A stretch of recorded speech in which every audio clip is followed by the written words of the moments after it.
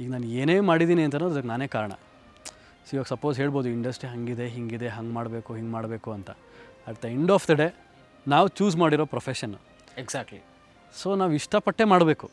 ಇಷ್ಟಪಟ್ಟು ಏನಾದರೂ ವರ್ಕೌಟ್ ಆಗ್ತಿಲ್ಲ ಅಂತಂದರೆ ಬ್ಯಾಕ್ವರ್ಡ್ ಹೋದರೆ ಅದು ಬಂದಿರೋ ಪ್ರಯೋಜನವೇ ಇಲ್ಲ. ಸೊ ಇವಾಗ ಬರೋ ಆ್ಯಕ್ಟರ್ಸ್ಗಳಿಗೆ ನಾನು ಅಷ್ಟು ಹೇಳೋಷ್ಟೇ ನಾನೇನು ದೊಡ್ಡವನಲ್ಲ, ಎಲ್ಲ ಅವರವರೇ ತಿಳ್ಕೊಂಡಿರ್ತಾರೆ. ಅಲ್ಲ, ನಿಮ್ಮ ಎಕ್ಸ್ಪೀರಿಯನ್ಸಲ್ಲಿ ಹೇಳಿ ಅಂತ, ಇವಾಗ what you have done till day. ಇವಾಗ ಬರ್ತಾರೆ ಇಲ್ಲ ಅಂತ ನಾನು ಇರೋದನ್ನು ಫ್ರ್ಯಾಂಕಾಗಿ ಹೇಳ್ತೀನಿ. ಈಗೆಲ್ಲ ಬರೀ ಫಾಲೋವರ್ಸ್ ನೋಡಿಕೊಂಡು ಅದು ಮಾಡಿಬಿಟ್ರೆ ನಾವು ಐ ಡೋಂಟ್ ನೋ, ಸೆಲೆಬ್ರಿಟೀಸ್ಗಳಿಗೂ ಆ್ಯಕ್ಟರ್ಸ್ಗಳಿಗೂ ಡಿಫ್ರೆನ್ಸ್ ಇದೆ. ಸೆಲೆಬ್ರಿಟೀಸ್ ಅಂದರೆ ಇವಾಗ ಟಿಕ್ಟಾಕ್ಗಳು ಮಾಡಿಕೊಂಡು ಆಮೇಲೆ ಅದನ್ನೇ ನಾವು ಈ ಪದದ ಅರ್ಥನೇ ತಿಳ್ಕೊಳ್ದಿರೋರು ಇದ್ದಾರೆ.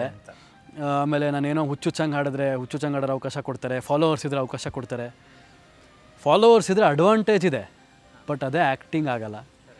ಅಭಿನಯ ಬೇರೆ ಅಲ್ಲ, ಫೋನ್ ಮುಂದೆ ಮಾಡೋಕ್ಕೂ ಕ್ಯಾಮ್ರಾ ಮುಂದೆ ಮಾಡೋಕ್ಕೂ ತುಂಬ ಡಿಫ್ರೆನ್ಸ್ ಇದೆ.